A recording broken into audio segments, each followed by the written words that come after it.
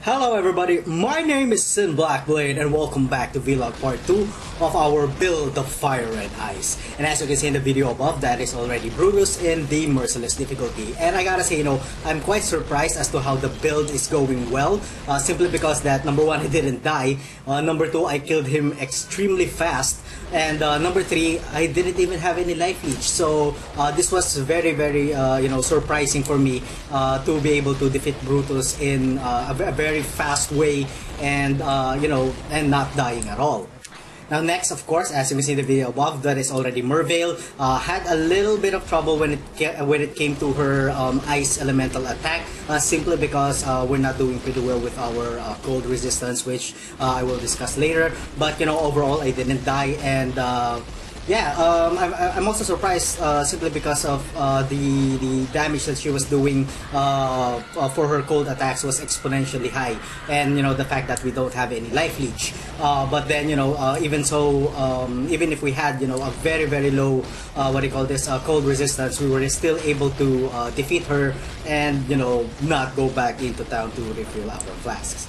All right. So with that said, let's get into the build proper.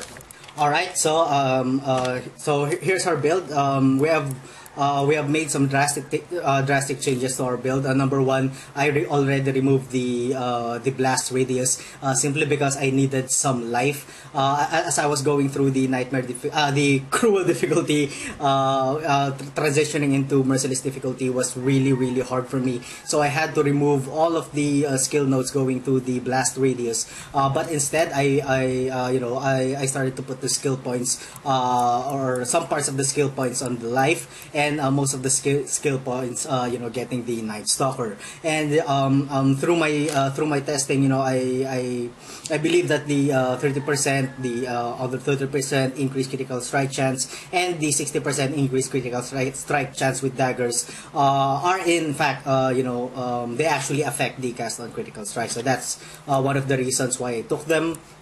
And of course, I went down here. I gotten some more life notes over here and some more critical strike chance over here. Now, some of you in the comment section below, in my previous video, in my previous vlog video, mentioned about the Twin Terrors, which I actually overlooked, but I am planning to take this. As you can see, 75% increased weapon critical strike chance while dual wielding, and you will pass to 25 increased weapon critical strike chance while dual wielding. So that's 25, 50 plus 75, that is 125 more percentage that you can add to your critical strike chance, which we will get. I'm really planning to get this one when I move into higher levels. But then I already got the Night Stalker, which effectively increases my 30, that's 60%, and then plus 60%, so that's 120. And the Twin Terrors, the total critical strike chance with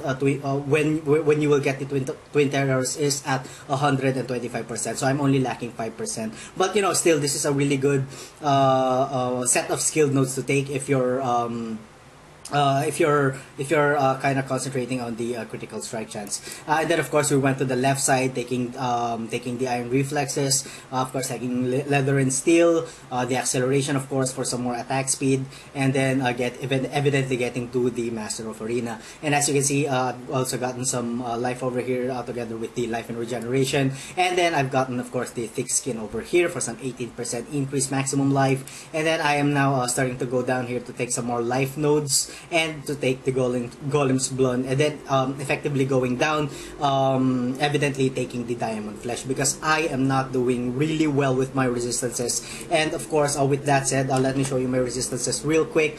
As you can see, the cold resistance is really, really low. It's only at 28%. I really want to bump that up as much as possible to 75%, because quite often when I encounter some cold monsters, they kind of freeze lock me for a short duration, which is very dangerous, especially if we are going to do maps. So yeah, I need to max that out, and of course specifically the lightning resistance. As you can see, 47%. That is not that is actually pretty low.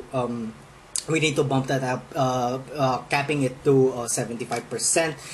So that's about it with the skill. With the skill tree, I believe that I need to take, of course, the cold resistance that is over here. I browsed through all of my my rings, my amulets, and my other gear. I cannot get the cold resistance capped out in my gear. I just can't without sacrificing some really important parts of my gear, which I don't want to do. Yeah, so I'm going to get the plus 6 elemental plus 6.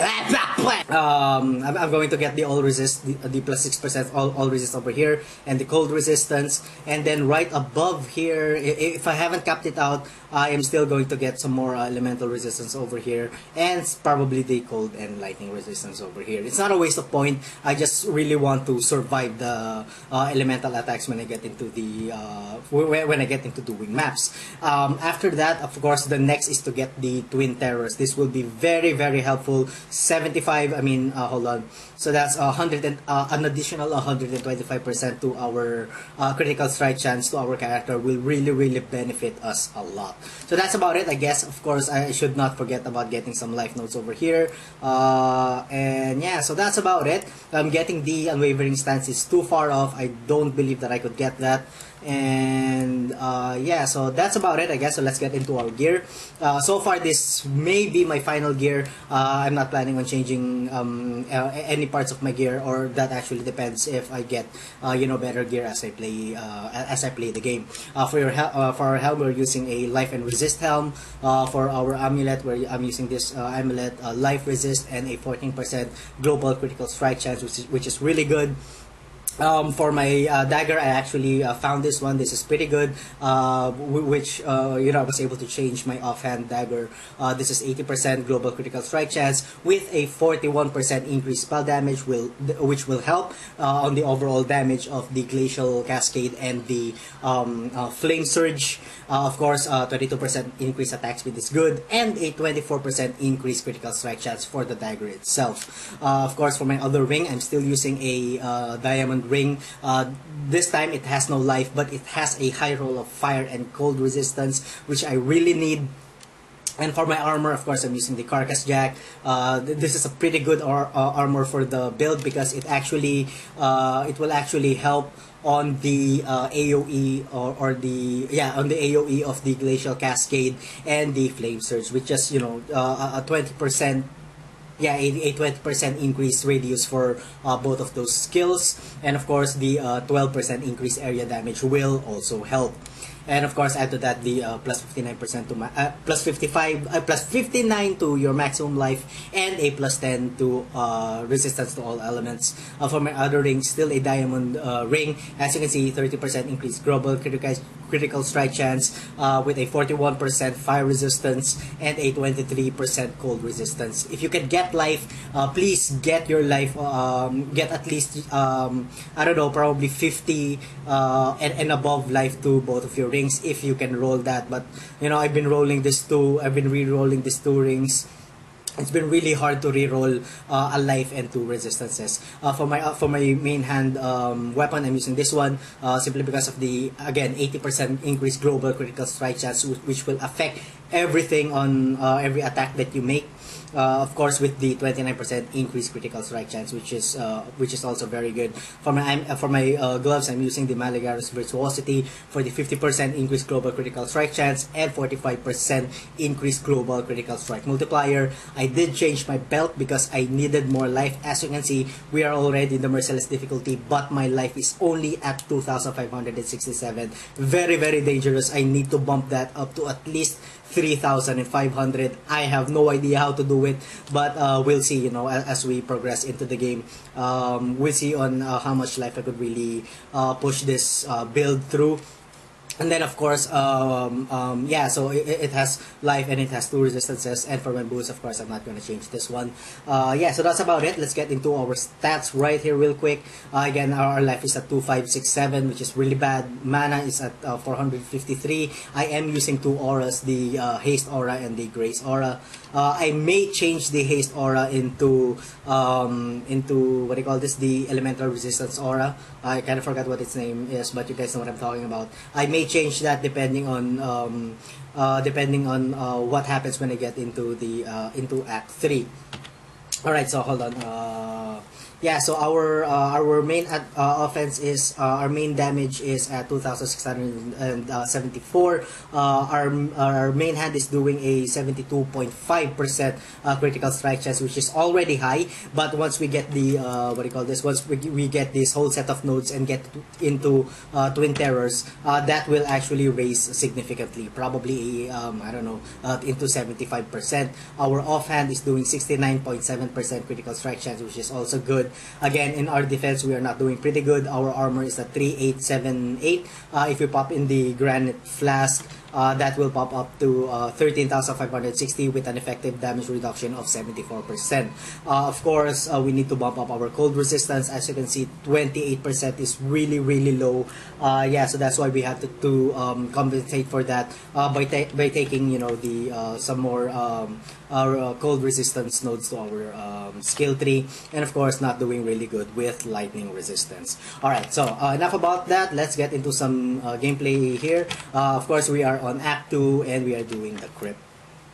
So yeah, so far I've been doing great, except only if the enemy is actually, what do you call this, doing some elemental damage. Specifically the cold and lightning. It's really dangerous. They can eat up through your life really quick if you're not really careful. But as you can see, you know, the Glacial Cascade and the Flame Surge are activating at a fairly good rate.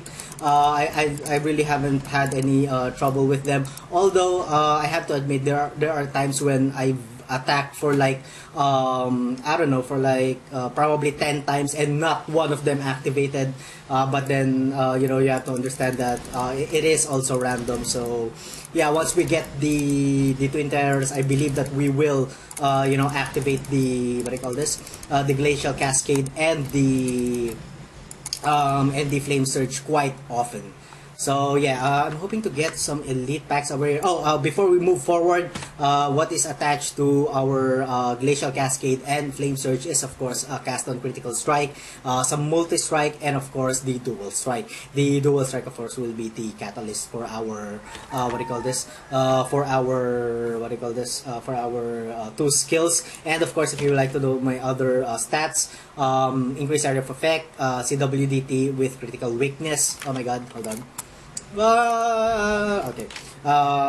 With critical weakness, and the other is Molten Shell with CWDT, Enduring Cry, and Life Leech. The other one is Enhance and Empower, just for leveling purposes. The other one is LMP with Arctic Breath and Life Leech, and then cast when damage taken. Of course, the Arctic Breath, the damage of the Arctic Breath will increase simply because we have taken this special, you know, the freeze node and the cold damage over here, which adds 8%, 16%, and another 8%. So that is good.